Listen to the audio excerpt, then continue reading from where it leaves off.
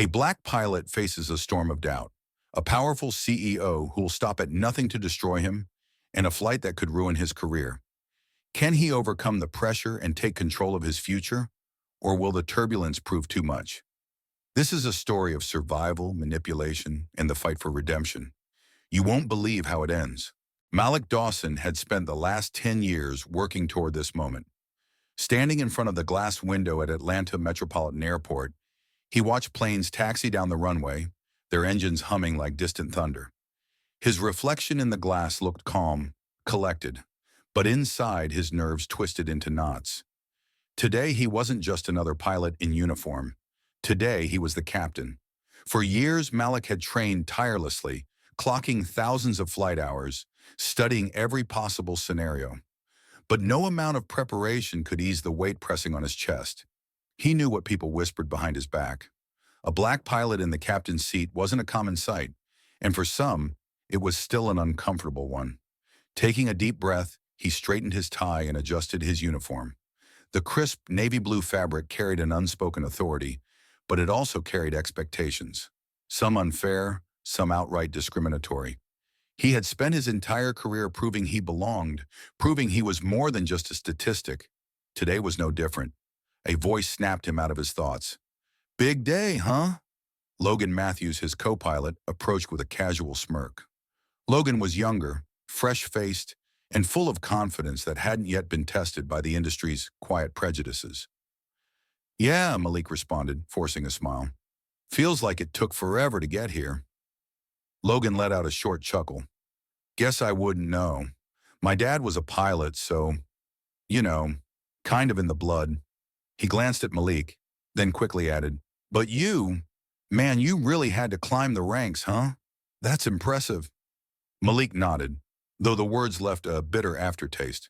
Climbing the ranks wasn't just about hours or skills for him. It had meant sidestepping every unwarranted scrutiny, outworking everyone else just to be seen as equal. But he didn't say that. Instead, he checked his watch. "We should head to briefing," he said.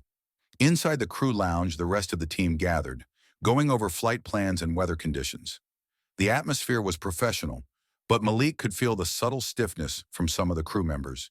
He was used to it, the polite skepticism, the side glances when his name was called as the captain. As the meeting wrapped up, Malik and Logan walked out together. Logan nudged him with an elbow. "Hey man, just so you know, I've got your back up there," Logan said. Malik studied him for a second, trying to read between the lines. Was that support? Or was it just another way of saying, "I'll be keeping an eye on you"? He chose to believe it was the former. "Appreciate it," he said, keeping his tone neutral. They made their way toward the gate, where passengers were already lining up to board. Malik adjusted his cap, pushing back any lingering doubts. This was his moment. No matter what anyone thought, he had earned this. But just as he reached the gate, something made him stop. A presence, a shift in the air. A man stood near the boarding area, impeccably dressed in a tailored suit, his sharp blue eyes scanning the terminal like he owned it. Gerald Whitmore. The name itself carried weight. CEO of Whitmore Aviation Group, one of the most influential figures in the industry. Malik had seen his face before, in aviation news and business magazines, but he had never expected to see him here, let alone on his flight. Gerald's gaze landed on Malik, and for a moment, there was nothing but cold calculation in his expression, then a smirk. A slow, deliberate smirk that sent an unmistakable message. "You don't belong here." Malik felt his stomach tighten. He had faced prejudice before, but something about Gerald's stare felt different. More personal, more dangerous. He turned away, focusing on the job ahead. He had a flight to command. What he didn't know was that this flight would be unlike any other he had ever taken, and Gerald Whitmore was about to make sure of it. As Malik walked toward the jet bridge, the hum of the airport buzzed around him. PA announcements, rolling suitcases, the murmur of passengers waiting in line. But all of it faded into the background as he felt Gerald Whitmore's eyes burning into him. The moment Malik stepped into the cockpit, he focused on routine. That was the job: checklists, protocols, precision. The cockpit was where he felt most at home, where skill mattered more than perception. He settled into the left seat, his hands running over the controls with practiced ease. Behind him, Logan was adjusting his headset, flipping through the flight plan. All set? Let's do this, Malik said, his voice steady. Everything seemed to be running smoothly, until a voice from the cabin cut through his headset. Captain Dawson, we have a passenger requesting to speak with you, the lead flight attendant said. Malik sighed quietly. It wasn't unusual for a passenger to want reassurance from the captain, but something in the way she said it made his stomach tighten. He glanced at Logan, who raised a brow. I'll handle it, Malik said, unclipping his harness. As soon as he stepped out of the cockpit, he spotted Gerald Whitmore standing near the first-class cabin, arms crossed, an amused expression on his face. A few other passengers turned to watch, sensing something was about to unfold. Gerald gestured lazily toward Malik. So, let me get this straight. You're the captain of this flight? Malik kept his face neutral. That's correct, sir. Is there an issue? Gerald let out a low chuckle, shaking his head slightly. I suppose I shouldn't be surprised. These days, qualifications seem to matter less than other factors. The words were carefully chosen, but their meaning was sharp and deliberate. A few passengers exchanged uneasy glances. Others nodded in agreement. I assure you, sir, my qualifications are more than sufficient, Malik said, keeping his tone even. Gerald tilted his head. Oh, I don't doubt that. I'm sure you meet the bare minimum requirements. He said it with the air of someone discussing an untrained intern, rather than the captain of a commercial flight. But forgive me if I don't feel comfortable entrusting my life, and the lives of my business partners, to a pilot who, let's be honest, probably wouldn't be sitting in that seat if the industry wasn't so desperate to check a diversity box. A silence fell over the cabin. Even the flight attendants seemed unsure how to react. Malik felt a slow, controlled breath fill his lungs before he exhaled evenly. He had faced microaggressions, outright racism, and every shade in between throughout his career. But this was an attack designed to strip him of his authority in front of his passengers, his crew, his peers. He refused to let it. With all due respect, sir, Malik said calmly, I have logged over 12,000 flight hours, trained at the highest levels, and have a spotless safety record. If you're uncomfortable, I suggest you take it up with the airline. Gerald smirked as if enjoying a private joke. Oh, don't worry, I intend to. He turned to the flight attendant. I'd like to speak to someone from the airline's corporate office. I think a change in flight crew is necessary before we depart. The flight attendant hesitated, eyes darting between them. Sir, do you know who I am? Gerald interrupted smoothly, his tone carrying the weight of someone accustomed to getting exactly what he wanted. I own a controlling interest in several aviation firms, including companies that provide maintenance and security services for this airline. I'd hate for there to be complications. Malik clenched his jaw. He could see it, how Gerald wielded his power, not through shouting or aggression, but through the quiet confidence of a man who had spent his life making the rules and breaking them. Passengers were watching, their expressions ranging from discomfort to curiosity. Some were openly whispering. Malik knew how this worked. If he reacted with anger, he'd be the problem. If he stayed quiet, it would look like he had no defense. I understand your concerns, Malik said, choosing his words carefully. However, I am the captain of this flight, and unless airline management states otherwise, I will be the one flying this aircraft. Gerald held his gaze for a moment, then sighed, shaking his head as if disappointed. Fine, he said, stepping back toward his seat, but I'll be filing a formal complaint. Let's hope this flight goes smoothly, Captain. Malik didn't respond. He turned and walked back toward the cockpit, feeling the weight of every stare following him. The moment he sat back down in his seat, Logan let out a low whistle. Hell of a way to start your first flight as captain, he muttered. Malik didn't answer. His grip on the control yoke was firm, steady. He had a job to do. But as the cabin door sealed shut and the engines roared to life, a thought nagged at the back of his mind. Gerald Whitmore wasn't just another entitled passenger. He had power, influence, and men like that never made threats they didn't intend to follow through on. This flight was only the beginning. The aircraft taxied smoothly onto the runway, the hum of the engines filling the cockpit. Malik kept his eyes on the instruments, his hands steady on the controls. This was his domain, where precision ruled over perception, where the only thing that mattered was skill.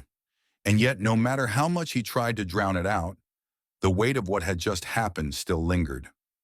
Logan adjusted his headset, stealing a glance at him. "You good?" Malik gave a curt nod. "Fine." Logan exhaled, tapping a few switches on the overhead panel. "That guy back there, Whitmore, you think he's serious about filing a complaint?" "Does it matter?" Malik replied, his tone clipped. Logan hesitated. "I mean, yeah, if someone like him throws his weight around, corporate might actually listen." Malik clenched his jaw. He knew how these things worked. A man like Gerald Whitmore didn't just make idle threats. He didn't just dislike Malik. He wanted him gone. The tower cleared them for takeoff, and Malik focused on the task at hand. As he pulled back on the control yoke, the aircraft lifted smoothly into the air, the ground falling away beneath them. This was the moment he always loved most. The feeling of breaking free, of rising above everything. But this time, the tension stayed with him. 30 minutes into the flight, the cabin had settled into the quiet hum of cruising altitude. The seatbelt sign was off, flight attendants moved through the aisles, and passengers were either watching movies or sleeping. It should have been just another routine flight. Then came the call. "Captain Dawson," the lead flight attendant's voice crackled through the intercom. "Mr. Whitmore is requesting to speak with you again." Malik sighed through his nose. Of course he was. Logan smirked, shaking his head. Man, this guy really doesn't quit. Malik switched off his mic and leaned back. "What does he want now?" The flight attendant hesitated. "He's asking about emergency procedures. Wants to know how prepared the crew is for a crisis situation." Malik frowned. "That's an odd request." "Yeah, and he's being aggressive. Not loud, but you can tell he's trying to get under people's skin." Malik exchanged a glance with Logan. "I'll talk to him." Walking into the first-class cabin, Malik kept his expression unreadable. Gerald sat comfortably, swirling a glass of whiskey in his hand, as if he had all the time in the world. "Captain," Gerald greeted, his voice smooth.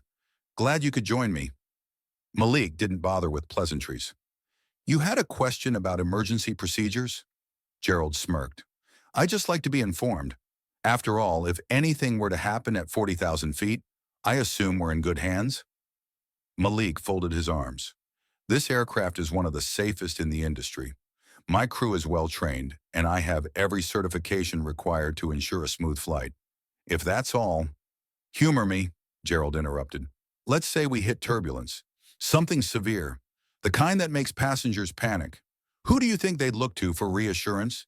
The experienced businessman in seat 3A? Or the captain they already had doubts about?" Malik felt the challenge in those words. Gerald wasn't talking about emergencies. He was talking about perception, about control. "I don't deal in hypotheticals," Malik said coolly. "But I can assure you, in any crisis, I'd be the one in charge. Whether you like it or not." Gerald chuckled, tilting his glass slightly. "We'll see, Captain. We'll see." Something about the way he said it made Malik's skin crawl. As he turned to leave, he noticed a few first-class passengers eyeing him, their expressions unreadable. The seed had been planted. Gerald was making sure of that. Walking back to the cockpit, Malik knew one thing for certain. Gerald wasn't just here to complain. He was here to stir the pot, to create doubt. And Malik had a bad feeling it was only getting started. The cockpit door clicked shut behind Malik as he slid back into his seat. His hands moved instinctively over the controls, but his mind was still in the cabin. Gerald Whitmore wasn't just another difficult passenger. He was playing a long game. Malik could feel it. "That looked fun," Logan muttered without looking up from the flight displays. Malik exhaled, adjusting his headset. "He's trying to rattle me." "Yeah, well, he's not doing a bad job of it." Logan leaned back, folding his arms. "You think he's got an angle? Or is this just some rich guy throwing a tantrum?" Malik considered that. Gerald had power, but more than that, he had a presence. The kind of presence that could turn whispers into suspicions, doubts into outright hostility. He wasn't making noise for no reason. "He's not the type to waste time," Malik said finally. "Whatever he's doing, it's deliberate." Logan let out a low whistle. Well, that's reassuring. 2 hours into the flight, things took a turn. It started as a small tremor, a brief jolt that rippled through the cabin. Logan glanced at the instruments. Mild turbulence. Shouldn't be an issue. Malik nodded. Let's keep an eye on it. The aircraft shuddered again, harder this time. A few seconds later, another drop, sharp enough to send a ripple of murmurs through the passenger cabin. Logan adjusted a few settings, glancing at the radar. Looks like we're skimming the edge of a jet stream. Nothing major, but it could get bumpy. Malik toggled the intercom. Ladies and gentlemen, this is your captain speaking. We're encountering some mild turbulence. Nothing to be concerned about. Please keep your seatbelts fastened, and we'll be through it shortly. The calm, steady cadence in his voice was automatic, part of the job. Reassure, maintain control. But just as he switched off the mic, the cockpit door cracked open, and the lead flight attendant stepped in. She looked uneasy. Captain, she said carefully, Mr. Whitmore is saying he wants to speak with you. Again. Malik let out a slow breath. Tell him I'm managing a flight right now. I did, she said, shifting on her feet. But he's causing a stir. He's telling passengers he's flown enough times to know when turbulence is normal and when it isn't. He's making it sound like something's wrong with the plane. Malik's jaw tightened. This wasn't just some power move. Gerald was actively sowing doubt. Logan shook his head. What's his deal? Trying to make people panic? The flight attendant hesitated. I don't know, but people are listening to him. Malik could already see how this would play out. Panic was contagious. If passengers started believing something was wrong, it wouldn't matter that the turbulence was routine. He stood. I'll handle it. Back in the cabin, Malik found Gerald still lounging in his first-class seat, his fingers lazily tapping against the armrest. Ah, Captain, Gerald drawled, loud enough for nearby passengers to hear. I was beginning to think you didn't care about your passengers' concerns. Malik ignored the bait. Is there a problem, Mr. Whitmore? Gerald gestured toward the window. I don't know, you tell me. Feels like we're bouncing around a lot for a smooth flight. Malik kept his voice calm, controlled. We're passing through expected turbulence. It's well within operational limits. Gerald tilted his head, his smirk unwavering. You sure about that? Because I'm starting to think this flight crew doesn't know what they're doing. A murmur of agreement rippled through the nearby passengers. That was the real problem. Gerald didn't need to be right. He just needed enough people to believe he might be. Malik met his gaze. I understand you have concerns, but I assure you, this aircraft is operating exactly as it should. If you have any further complaints, I suggest you direct them to the airline after we land. Gerald studied him, his expression unreadable. Then he leaned back, looking almost amused. Of course, Captain. I wouldn't want to distract you from your job. Malik didn't say another word. He turned and walked back to the cockpit, but he could feel the tension still hanging in the air. As he sat down, Logan gave him a look. That guy's a real piece of work. Malik exhaled through his nose. Yeah, and I don't think he's done yet. Somewhere in his gut, Malik knew. Gerald Whitmore wasn't just stirring trouble for fun. He was waiting for something. And whatever it was, it hadn't happened yet. The turbulence had mostly settled by the time Malik re-entered the cockpit, but the unease in his gut hadn't. He fastened his harness, checked the instruments, and flicked his gaze toward Logan, who was still shaking his head. That guy's not just making noise, Logan muttered. He wants something. Malik grunted in agreement. Yeah, and I don't think we've seen the worst of it yet. The radio crackled as air traffic control patched through an update. Flight 417, be advised, reports of strong wind shifts at your altitude. Recommend minor course adjustment. Malik acknowledged the instruction and adjusted their heading slightly. The autopilot recalibrated, and for a few minutes, everything was smooth again. The hum of the engines, the glow of the instrument panel. It was the kind of steady rhythm that pilots live for. Then the warning chime sounded. A red light blinked on the panel. Cabin pressure fluctuation. Logan frowned, straightening in his seat. That's weird, it's minor, but... The plane suddenly lurched downward. For a second, the aircraft felt like it had been yanked by an invisible hand. Passengers screamed. Overhead bins rattled. Malik grabbed the controls on instinct. Autopilot disengaged, Logan called out. Malik took manual control, steadying the descent. The instruments blinked in warning. Nothing catastrophic, but something had triggered the pressure system. Flight attendants, secure the cabin, Malik said into the intercom, keeping his voice firm. Logan ran diagnostics. It's not a major depressurization, but there was a sudden shift. Might be a sensor issue. Malik kept the aircraft stable, mind racing. A sudden pressure drop like that? It wasn't unheard of, but something about the timing gnawed at him. The intercom chimed again. The lead flight attendant's voice came through, tense. Captain, we have another problem. Mr. Whitmore is insisting he speaks to you immediately. He's telling people the plane is compromised. Malik clenched his jaw. Of course he was. By the time Malik stepped into the first-class cabin, passengers were already on edge. Some clutched their armrests, while others whispered nervously. In the middle of it all, Gerald Whitmore sat looking completely at ease, as if he were the only one not concerned. Captain, he greeted smoothly. Rough ride, huh? Malik folded his arms. What exactly are you telling my passengers, Mr. Whitmore? Gerald gave an innocent shrug. Oh, just pointing out that turbulence doesn't cause pressure drops like that. And that maybe, just maybe, this flight crew isn't as in control as they'd like us to believe. Malik glanced at the passengers. A few were nodding along, their fear morphing into suspicion. That was the problem with doubt. Once planted, it spread. He turned back to Gerald.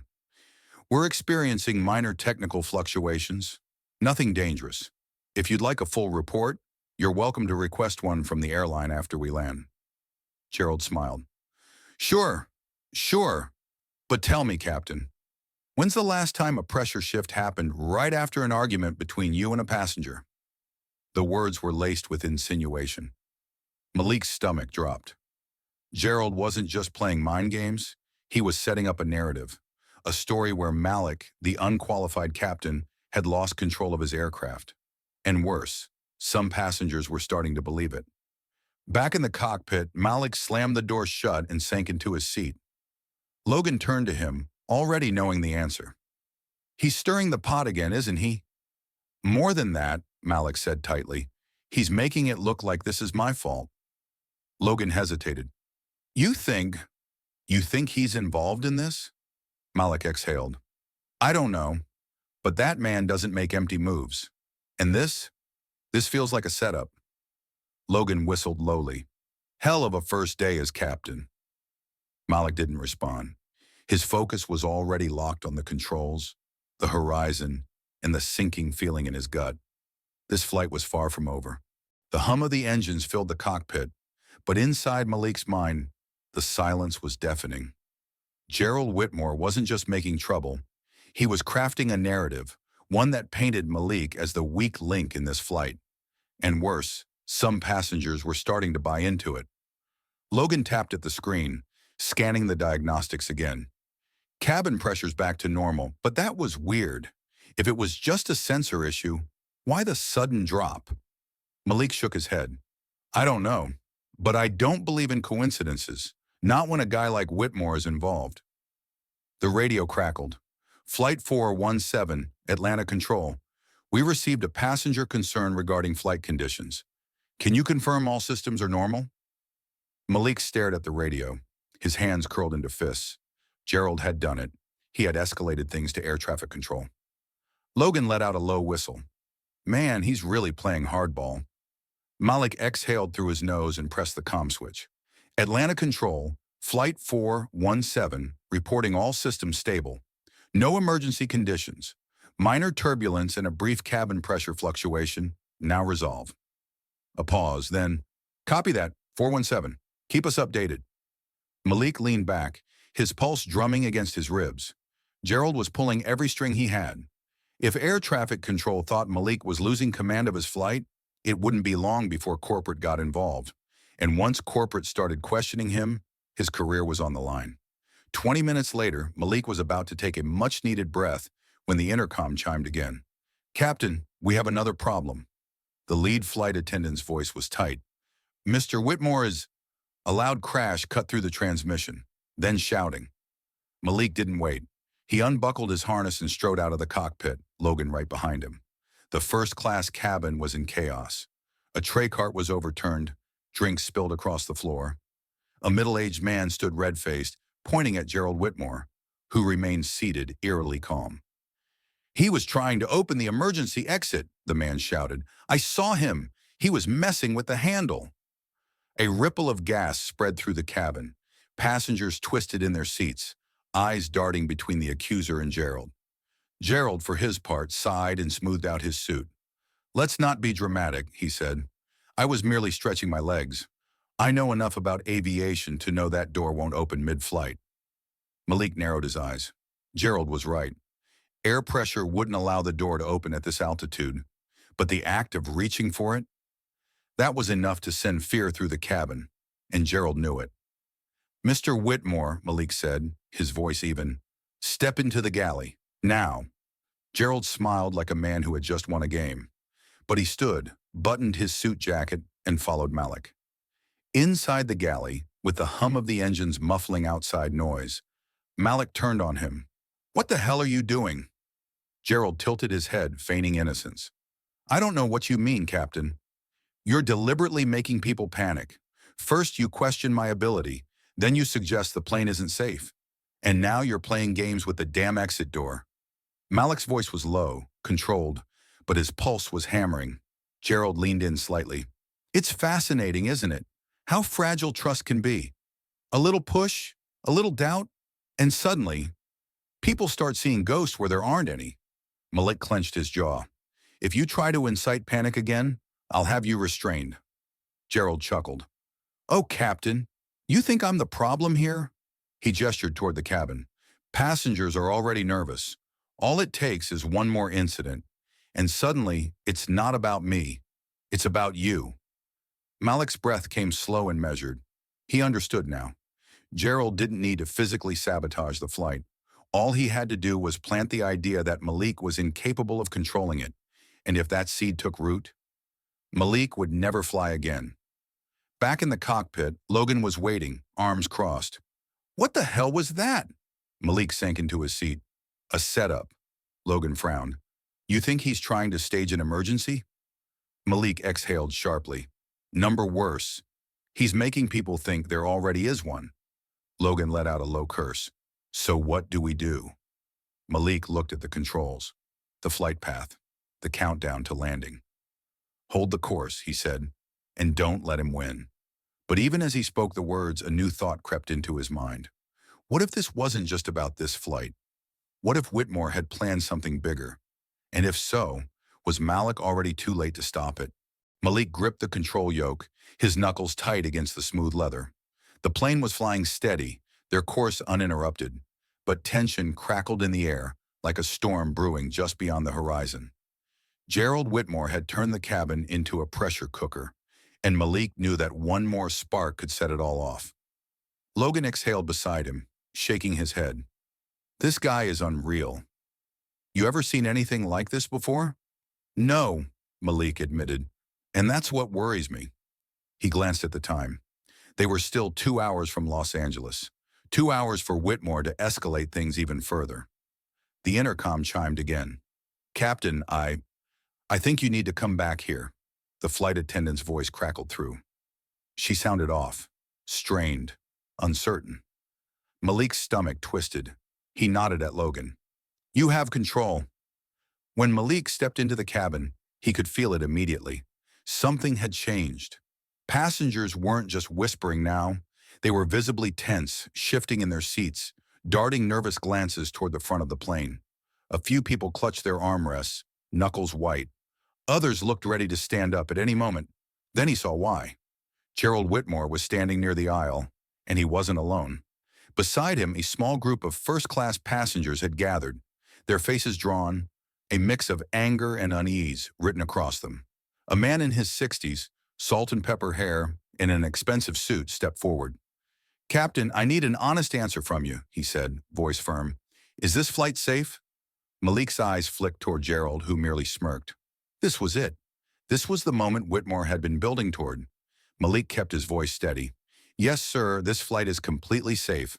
I understand there's been some concern, but we are operating within normal parameters. If there were any risk, I would have already diverted. The man hesitated. He wanted to believe him, but Gerald had already planted doubt.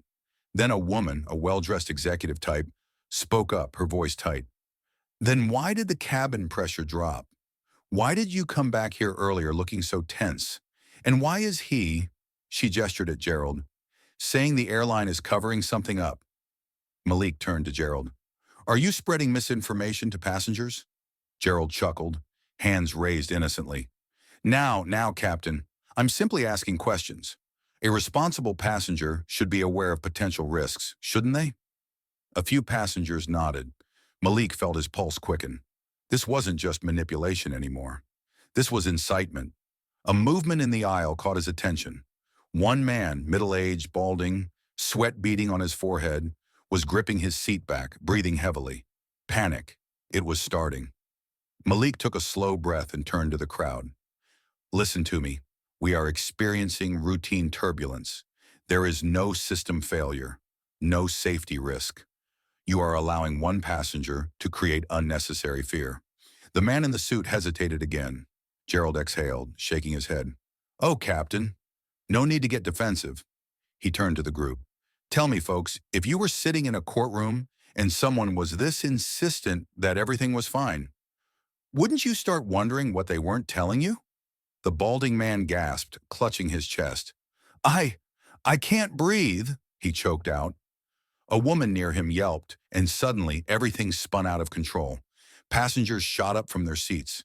Someone pressed a call button. The flight attendants rushed forward. Chaos. Exactly what Gerald had wanted. Back in the cockpit, Logan heard the intercom ping repeatedly. His gut twisted. Something was very, very wrong. Then, a sudden knock at the cockpit door. Urgent.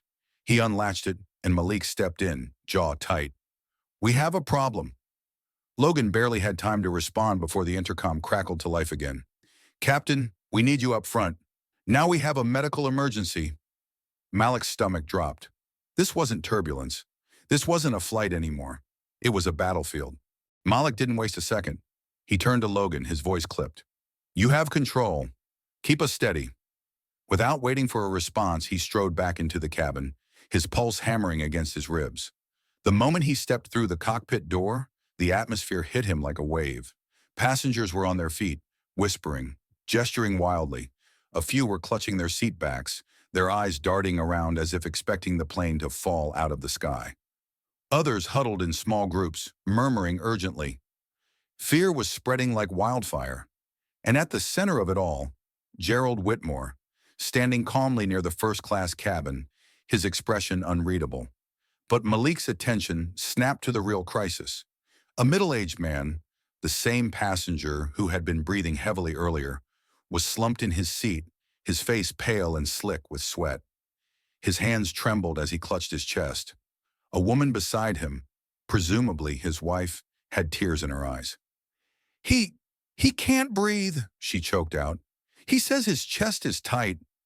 Oh God, is it a heart attack? The flight attendants were already working. One knelt beside him, checking his pulse, while another rushed toward the galley to retrieve the emergency medical kit. Malik immediately took control of the scene.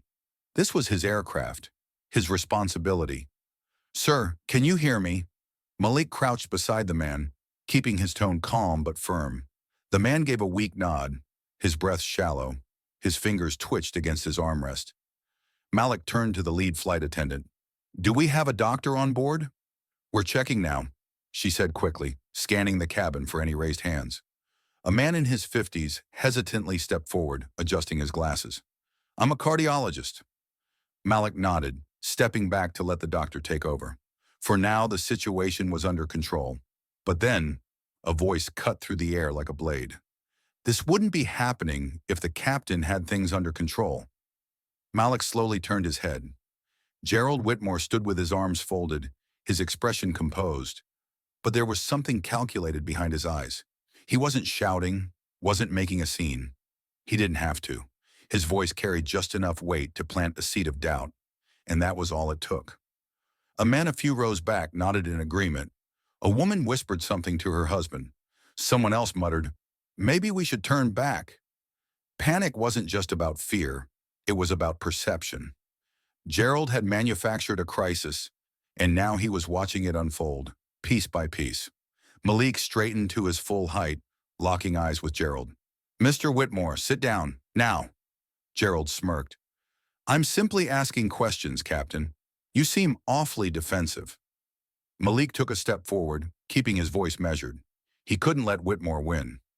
"This aircraft is stable," he said firmly, addressing everyone. "We are handling a medical emergency, and unless you are a doctor, I suggest you sit down and let my crew do their jobs." Silence. For a moment, Malik thought he had regained control. Then, a new voice broke through the tension. "I don't feel well either," a woman said hesitantly. "I feel dizzy." Malik turned sharply. A woman in her 40s, sitting a few rows away, was gripping the armrest with white-knuckled fingers. Her face had gone pale, her breathing rapid. Then, another voice. "My head hurts," a man murmured. "I think something's wrong with the air." And just like that, panic erupted. Passengers started shifting in their seats, looking around as if the plane itself had turned hostile. Someone reached for an oxygen mask, yanking at it uselessly. A man stood up, demanding answers, and Gerald Whitmore just watched. Malik could see it in his eyes. He wasn't reacting. He was observing, because this was exactly what he wanted. Back in the cockpit, Logan was gripping the controls, his gut twisted into knots. He didn't like how long Malik had been gone. Then, the intercom chimed. "Captain Dawson, we need a decision." The lead flight attendant's voice was urgent. "Passengers are panicking, and Mr. Whitmore is making things worse. Do we consider an emergency landing?" Logan's breath hitched. An emergency landing. If they did that, if Malik made that call, it wouldn't matter if the flight was technically fine. The story would already be written. The airline would question Malik's judgment. The media would spin it as pilot loses control of cabin. And Gerald Whitmore? He would have won. Logan exhaled sharply. Not today. In the cabin, Malik took in everything. The passengers, the fear, the growing storm of doubt that Whitmore had orchestrated. He turned to the lead flight attendant. "No," he said, "we do not divert." The flight attendant hesitated. "But we do not divert," Malik repeated. Because Malik Dawson wasn't just fighting to land this plane. He was fighting for his entire career, and he refused to let Gerald Whitmore take it from him. Malik knew he was standing at a crossroads. One wrong move, and everything he had worked for, his entire career, could unravel before they even touched down in Los Angeles.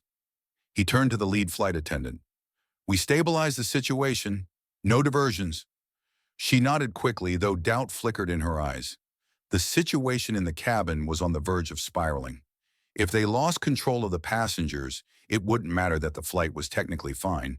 The perception of danger was enough to create real chaos. Malik exhaled and stepped forward, raising his voice just enough to cut through the tension. "Everyone, listen to me." The murmurs died down, heads turning toward him. "I understand you're concerned, but I need you to trust me. This aircraft is stable. There is no system failure, no oxygen leak, and no emergency requiring us to land early." A few passengers still looked skeptical. The balding man, still clutching his chest, groaned softly. The doctor kneeling beside him worked quickly, checking vitals, murmuring reassurances. Then, Gerald Whitmore moved again. He wasn't shouting. He wasn't even speaking directly to Malik. Instead, he turned toward the woman who had said she felt dizzy, offering a calm, measured tone. "Don't ignore your instincts," he told her. "If you feel something's wrong, you should demand answers." The woman visibly wavered. Then someone else, another man in business attire, muttered, "If even one person thinks the air isn't right, shouldn't we be taking this seriously?" Malik saw it happening. Gerald wasn't leading a rebellion. He was letting the passengers lead it for him. A chain reaction of doubt, a slow but deliberate erosion of trust. And if Malik let it go any further, he'd lose the cabin completely. The oldest trick in the book when it came to controlling a crisis was simple. Give people something to believe in. Malik took a breath and switched tactics. "You're right," he said, turning toward the woman. If something was wrong, I would want answers too. That's why I'm going to prove to you, right now, that the air quality is fine. She blinked. How? Malik turned to the lead flight attendant. Bring me a portable oxygen meter. She hesitated, then hurried toward the galley. Malik faced the passengers again. These aircraft are equipped with air quality monitors. But I'm going to show you myself that there's nothing wrong with the oxygen levels. And once you see the results, I expect everyone to take their seats and remain calm for the remainder of this flight. A flicker of hesitation. Gerald stayed silent, watching, calculating. The flight attendant returned, handing Malik a small digital monitor. He held it up so the passengers could see. This device measures oxygen levels, he said, pressing a button. The screen blinked to life, displaying normal readings. A few passengers leaned forward. Malik inhaled deeply, deliberately, then another. I feel fine. No dizziness, no shortness of breath. This cabin is operating as expected. The woman who had first complained shifted uncomfortably. The businessman frowned but said nothing. It wasn't instant, but Malik could see it, doubt creeping in the other direction. Then the cardiologist tending to the balding man looked up and spoke. This man is experiencing an anxiety attack, he said, his voice calm. Not a heart attack. His vitals are stable, and oxygen levels are normal. There is no emergency. Silence. Malik held his ground. And slowly, carefully, the passengers began settling back into their seats. In the cockpit, Logan let out a breath of relief when the noise in the cabin finally died down. He adjusted the controls, his mind still reeling. Whitmore had come dangerously close to turning the flight into a real crisis, but Malik had managed to hold the line. For now. Logan tapped the comm switch. Cabin settling. What did you do, man? Hypnotize them. Malik's voice came through, low and firm. Number, I just gave them a reason to believe me more than they believed him. Logan exhaled. Think he'll let it go now? A pause, then. Malik's voice, edged with something cold. Number, he's not done yet. Back in first class, Gerald Whitmore was still seated, still calm. He watched as passengers settled down, as Malik regained control. Then for the first time all flight, he frowned, just slightly. Then he reached for his phone, tapped a message, and sent it. Because Malik had won this round. But Gerald Whitmore always had another move. Malik sat back in the cockpit, his mind still running hot despite the temporary calm in the cabin. Logan glanced over at him, his fingers drumming lightly against the throttle controls. You got them to settle, but I don't think Whitmore's the kind of guy who likes losing, Logan muttered. Malik exhaled sharply. No, he isn't. And that's what worried him. People like Gerald Whitmore didn't play fair. They didn't throw tantrums and stomp their feet when they didn't get their way. They manipulated. They created problems where none existed, then presented themselves as the only solution. And Malik knew Whitmore wasn't done. 20 minutes passed in relative peace. The murmuring in the cabin died down. The flight attendants resumed service, though their movements were still a little too stiff, too careful. Then a notification flashed on the cockpit screen, a message relayed from air traffic control. Flight 417, we've received a formal passenger complaint regarding pilot competency. Airline management has been notified. Please confirm status. Logan whistled low. You've got to be kidding me. Malik didn't react right away. He didn't need to ask who filed the complaint. Gerald Whitmore had skipped over the flight crew, over the passengers, and gone straight to corporate. This wasn't about causing a scene anymore. This was about removing Malik. Malik clicked the comm switch. Atlanta Control, Flight 417, reporting normal operations. No emergencies or concerns. Passenger complaint is not reflective of actual flight conditions. A pause, then, copy that, 417. Proceed as planned. Will advise if further action is required. Further action. Malik knew exactly what that meant. If corporate got spooked, they could have him grounded before his next flight even took off. Logan shook his head. I knew this guy was playing chess, but damn, he's going for checkmate. Not yet, Malik thought. Not yet. The intercom chimed again. Captain, we have a situation in first class. The lead flight attendant's voice crackled through. It's Mr. Whitmore. Well, you need to see this for yourself. Logan groaned. What now? Malik didn't answer. He unbuckled his harness and strode out of the cockpit. As soon as he stepped into first class, he knew. This wasn't an argument. It wasn't a debate. This was something different. Gerald Whitmore was slumped slightly in his seat, his complexion pale. His breathing was steady but slow. His hand rested against his forehead like he was struggling to focus. Passengers were watching, whispering. The same people who had doubted Malik just moments ago were now staring at Whitmore with uncertainty. Malik approached. "Mr. Whitmore, are you feeling unwell?" Gerald lifted his gaze slowly. His smirk was weaker now. "Wouldn't it be something," he murmured, "if I ended up needing medical attention after all?" Malik's gut twisted. This wasn't an accident. Whitmore had played his hand too soon. He had tried to orchestrate a panic, but Malik had countered him. So now he was making himself the victim. If he landed in LA looking visibly unwell, who would the airline blame? Malik already knew the answer. The lead flight attendant hovered nearby, uncertain. "Captain, should we?" Malik made a decision. "Bring me the medical kit. We'll assess him here." He wasn't about to let Whitmore control the narrative. The woman hurried off. Malik turned back to Gerald, his voice calm but firm. "Whatever game you're playing, it's over," he said quietly. "You've tried to undermine my authority, you've tried to incite panic, and now you're trying to stage a personal emergency." Gerald smiled faintly. "You give me too much credit, Captain." Malik stared him down. "I don't think I do." Gerald exhaled slowly, his fingers twitching against the armrest. "You really think you've won?" Malik didn't answer, because he knew the truth. Gerald Whitmore wouldn't have played this card unless he had already set up another move. And whatever it was already in motion. Malik watched Gerald Whitmore carefully. The man was playing weak, but Malik had seen too many power moves in his life to believe it. This wasn't surrender. This was strategy.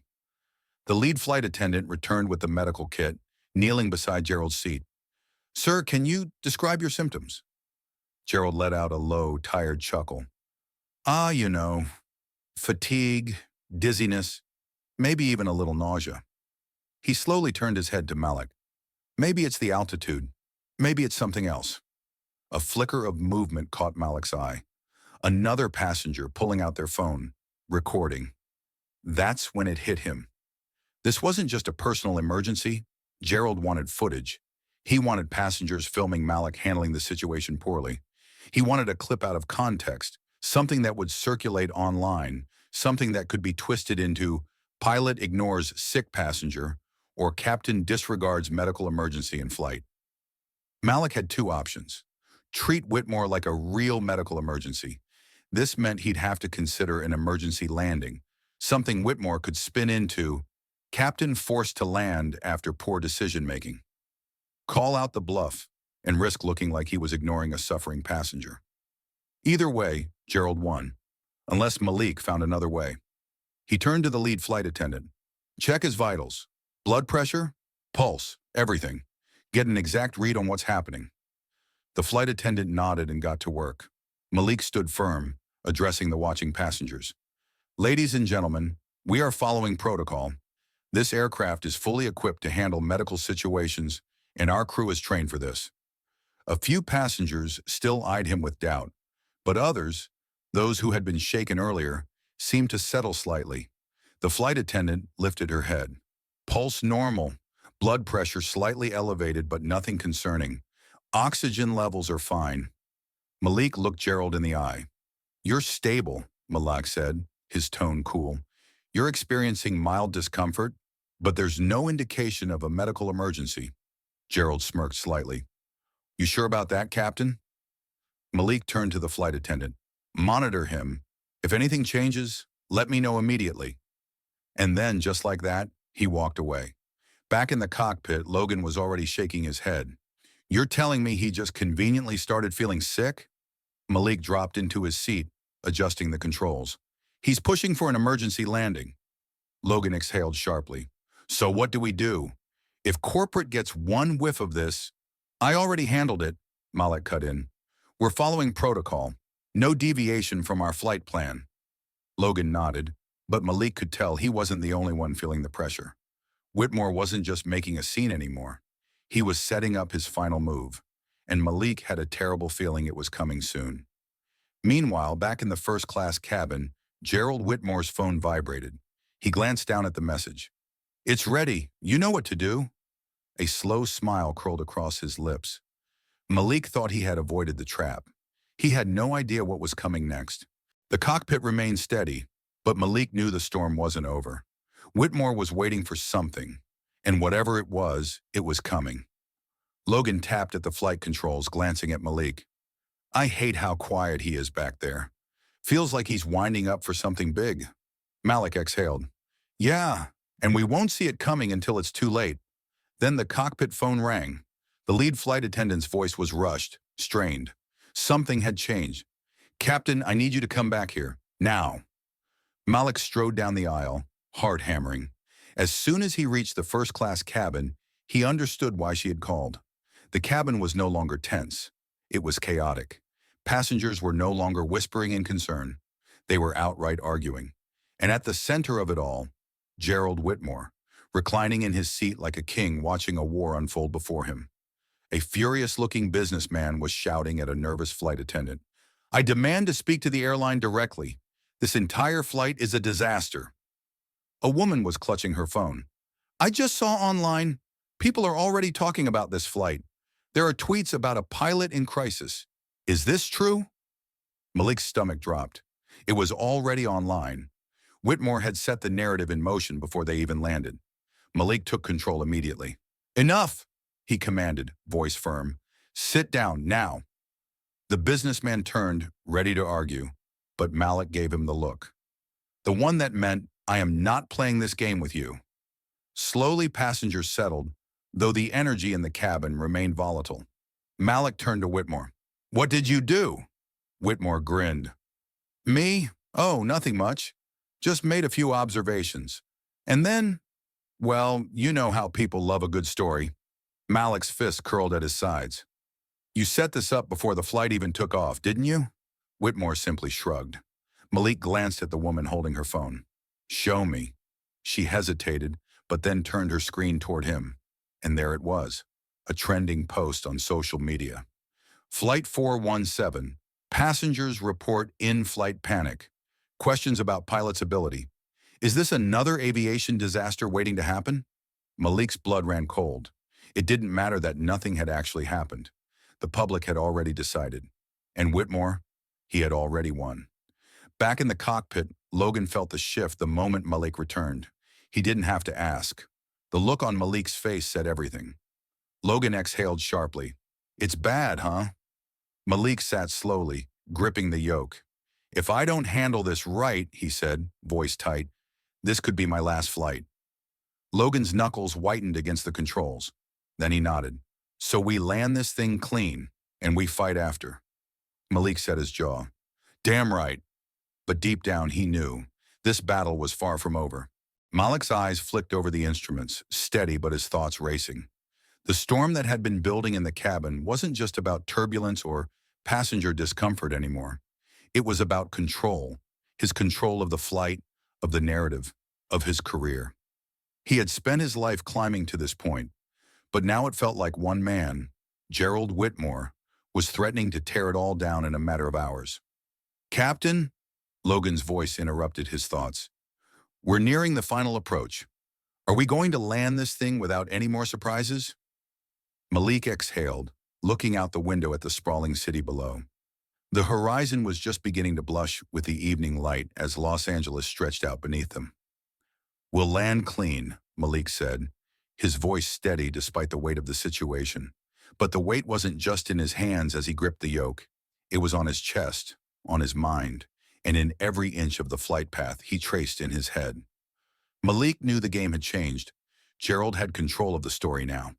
If the airline's executives got wind of the panic Whitmore had stirred up, they would have no choice but to ground him.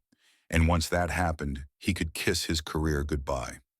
"Control the cabin," Malik muttered to himself. "Control the narrative. And bring this bird home." As the aircraft descended through the clouds, Malik focused on the smoothness of his movements, the steadiness of his breath. Logan had already called out the altimeter, the landing gear checks. all the small, repetitive actions that pilots learned to do in their sleep.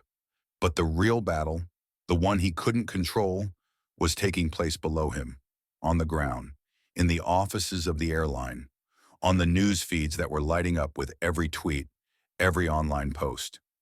Malik's thoughts were interrupted by the intercom chime, a soft beep. "Captain, we've just received word that corporate wants to speak to you immediately after landing." The lead flight attendant's voice was tight. Malik paused for a moment before answering. "I'll deal with it when we land." The tension was palpable. He could feel the weight of every eye on him, the quiet judgment simmering beneath the surface. They were landing in LA, the heart of the industry. Every move would be scrutinized, every mistake magnified. As the plane touched down smoothly, the familiar feeling of the landing gear meeting the runway should have been a moment of relief. But all Malik could feel was the weight of the steps ahead, the debriefing, the confrontation with corporate, the inevitable questions about his competence. The aircraft taxied toward the gate, and even though the lights of the runway were now dimming in the distance, Malik couldn't shake the feeling that he was still in the air, floating between the threat of disaster and the hope for a clean landing. The plane came to a stop. The seatbelt sign flickered off, and the cabin grew immediately restless. People were stretching, collecting their things, exchanging whispered conversations. Some eyes still lingered on Malik. He could feel the judgment, the quiet assessment of his every movement. "Malik." Logan's voice was low, almost too quiet. He leaned in slightly. "You good?" Malik looked at him, trying to mask the tension that had settled deep within him. "Yeah, I'll be fine." Logan nodded, but his eyes betrayed a quiet concern. "Just remember, you did what you could. Don't let them play you." Malik didn't answer right away. The truth was, he wasn't sure if he had done enough. As they disembarked, Malik's heart beat a little faster. He could see security waiting near the gate, along with several corporate representatives who were talking among themselves. Looking up as the crew approached, Malik kept his pace steady, shoulders squared. He had learned long ago that appearances mattered in this business, and in this moment, he needed to appear unshakable. "Captain Dawson," a sharply dressed man greeted him. Malik didn't recognize him, but the man's suit was tailored perfectly, his posture perfectly formal. "I'm Roger Fields from the corporate office.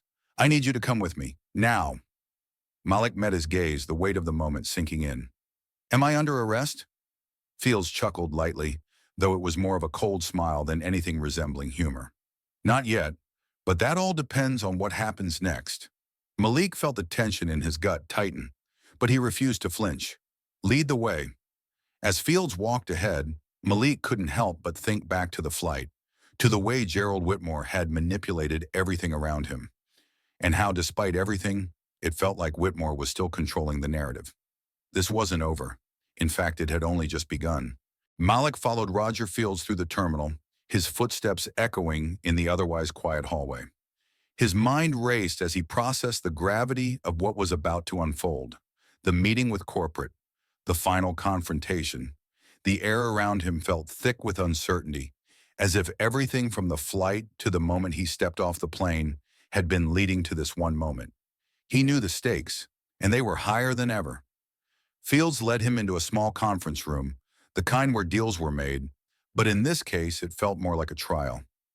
As they entered, Malik saw three men sitting at the long, polished table. Their faces were unsmiling, their posture rigid. One of them, a man in his early 40s with short, graying hair, looked up. "Captain Dawson, take a seat." Malik didn't hesitate. He sat down at the head of the table, his eyes locked on theirs. He wasn't about to be intimidated. Not now. Fields took a seat across from him, his expression unreadable. The man in his 40s cleared his throat. "Captain Dawson, we've received several complaints about your flight today, from passengers, from corporate partners, and most notably, from Mr. Whitmore." Malik's heart skipped a beat at the mention of Whitmore. He had expected this. Whitmore had already made his move. "I want to hear your side of the story," the man continued, leaning forward. "Tell us, why did things go so wrong on Flight 417 today?" Malik kept his composure, but his pulse quickened. He wasn't just defending his actions, he was defending his entire career. "Things didn't go wrong," Malik said steadily. We encountered some turbulence, routine for this altitude. There was a minor issue with cabin pressure, but it was resolved quickly. The man in the gray suit raised an eyebrow. And yet, the passengers didn't seem reassured. They were frightened.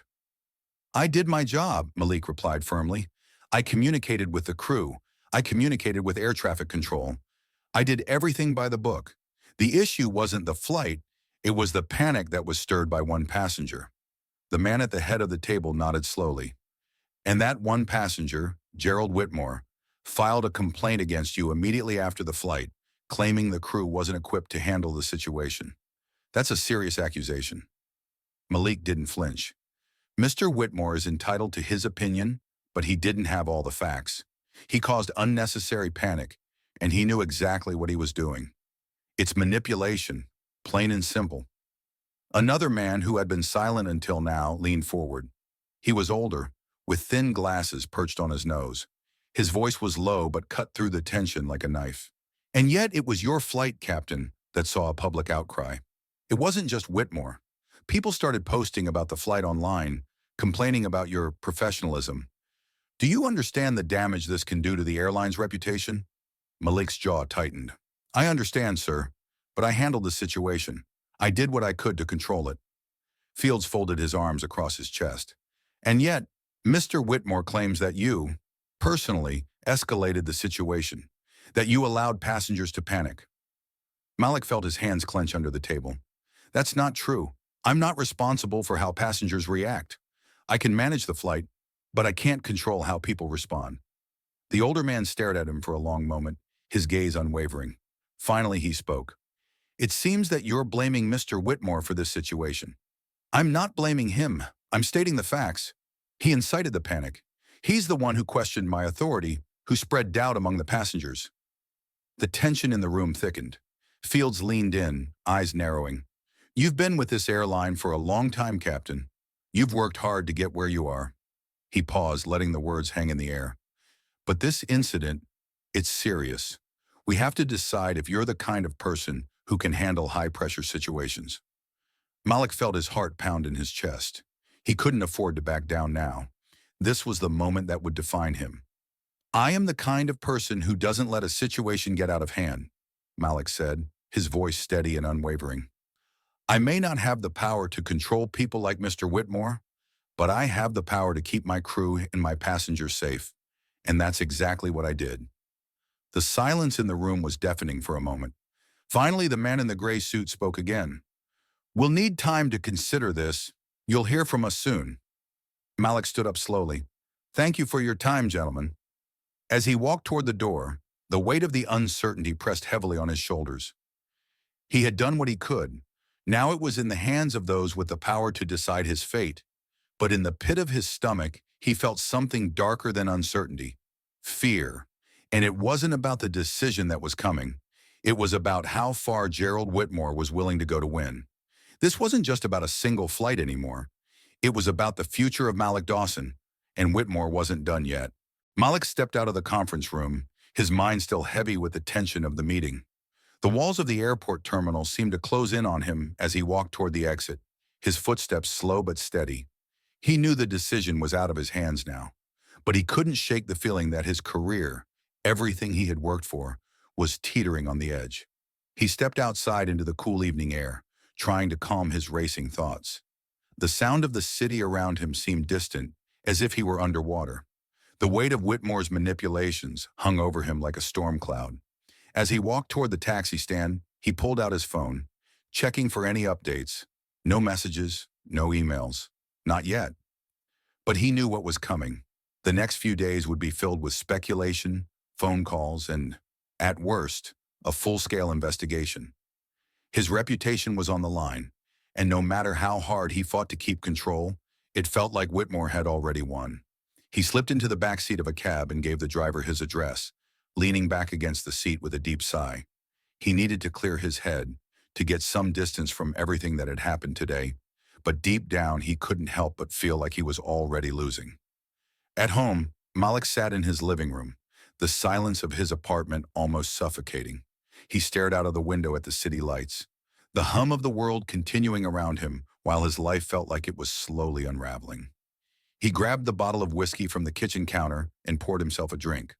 The burn in his throat was almost a relief, a momentary escape from the weight of everything pressing down on him.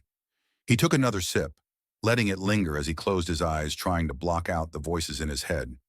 Then his phone buzzed on the table. He didn't need to check it. He knew it was coming. A call from the airline. He hesitated for a moment before answering. Malik Dawson.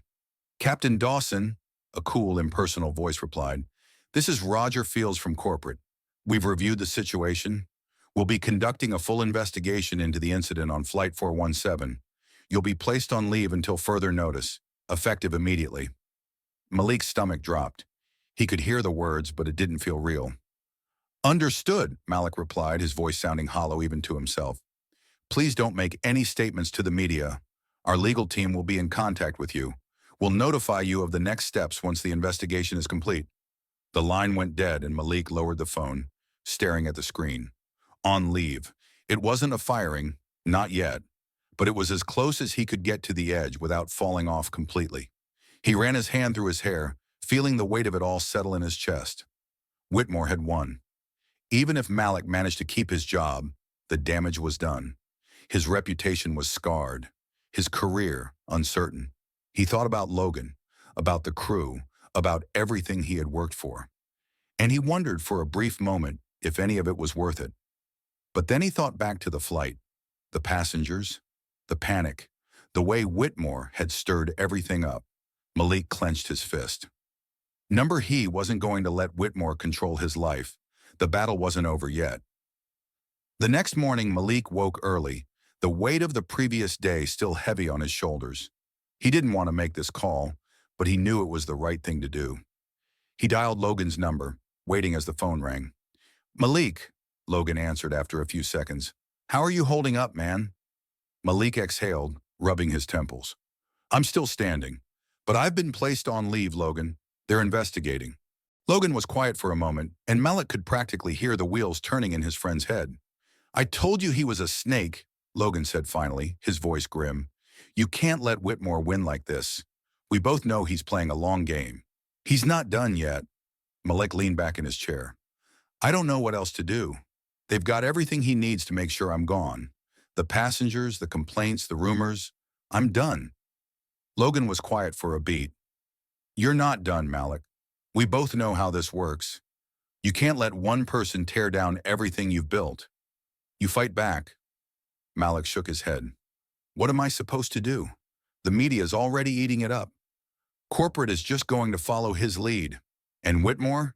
He's out there playing puppeteer. Logan's voice turned serious. You fight back by showing them who you are. Whitmore might have started the fire, but you've got the power to put it out. Malik stood up, pacing the room.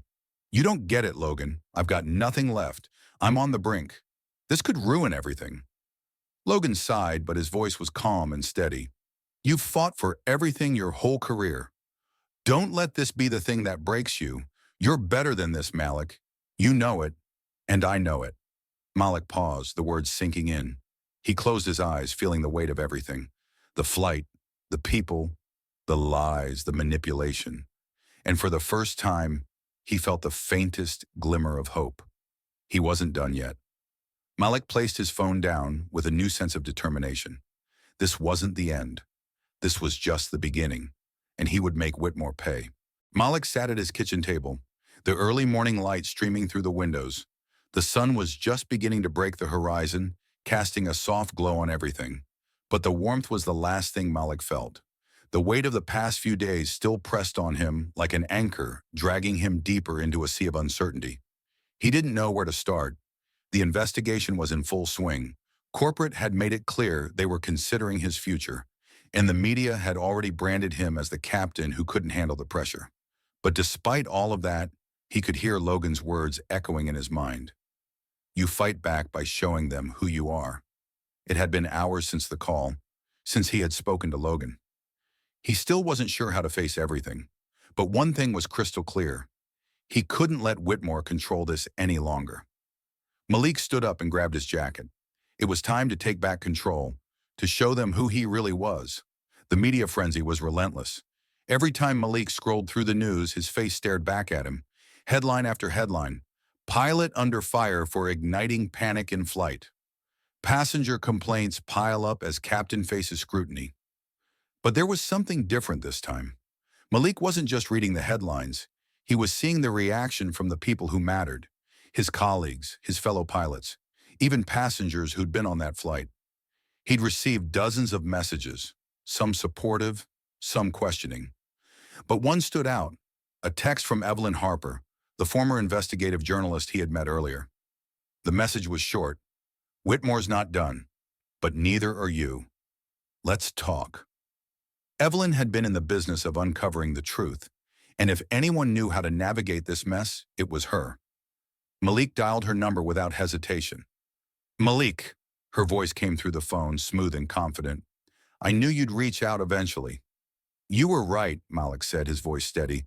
I need help. I need to expose him. I've been watching this closely, she replied, her tone sharp. Whitmore is playing this game like a seasoned pro, but he's left some cracks in his armor.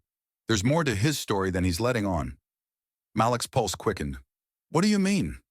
Evelyn paused, and Malik could almost hear her smile. I've spent weeks tracking his business dealings. He's been tying up loose ends, selling assets, pulling strings behind the scenes, covering his tracks. But there's one thing he didn't account for. Me. She was offering him a lifeline, and Malik didn't hesitate. Tell me what I need to do. Malik met Evelyn in a quiet cafe in the city, far from the noise of the media frenzy. She sat at a corner booth, sipping a coffee, her laptop open in front of her. The moment she saw him, she motioned for him to sit. You look like you've seen a ghost, she said with a wry smile. Malik shook his head, his hands still trembling slightly. More like a nightmare. Let's make it your dream, she said, closing her laptop. I've got the info you need. Whitmore's dirty laundry is out there, and I can get it in front of the right people. But you need to be ready for the fallout. This won't be clean. Malik leaned forward. I'm ready. Let's do it. Evelyn handed him a folder. Inside were documents, emails, and financial records. Everything he needed to expose Whitmore's shady deals, his insider trading, his manipulation of the airline industry. It was all right there. Malik took a deep breath. This is it. If we go public with this, Whitmore won't just lose power. He'll lose everything. Evelyn smiled again. Exactly. But you're not just doing this for yourself, Malik. You're doing it for every person who's ever been held back, who's ever been silenced by someone with more power. This is your chance to take him down and show the world who you really are. Malik nodded slowly. I've been holding back too long. This ends now. It wasn't long before the news broke. Evelyn had helped him release the information to a trusted investigative reporter, one who had always been skeptical of Whitmore's operations. The story hit the headlines hard. Whistleblower exposes Whitmore Aviation's deep ties to corruption, insider trading, and passenger endangerment. It was everything Malik needed to clear his name, and more. The reports spread like wildfire, revealing how Whitmore had manipulated his way to the top and exploited every possible advantage in the industry. But the fallout wasn't immediate. Malik was prepared for the slow burn, the press conferences, the media spins, the legal battles. But for the first time, he wasn't afraid. He stood tall as he faced the cameras, the public, the corporate powers that had tried to silence him. And as for Whitmore, his empire was crumbling. The lawsuits, the pressure from shareholders, the federal investigations into his dealings, it was all too much. Malik Dawson's name was finally cleared. The pilot who had been wrongfully accused was now being celebrated for his bravery in exposing corruption. 1 year later, Malik stood on the runway again. The roar of the engines beneath him was familiar, comforting. And as the plane took off, rising into the sky, Malik felt free, like he had finally broken through the barrier that had kept him grounded for so long. This time it was different. This time, he was in control.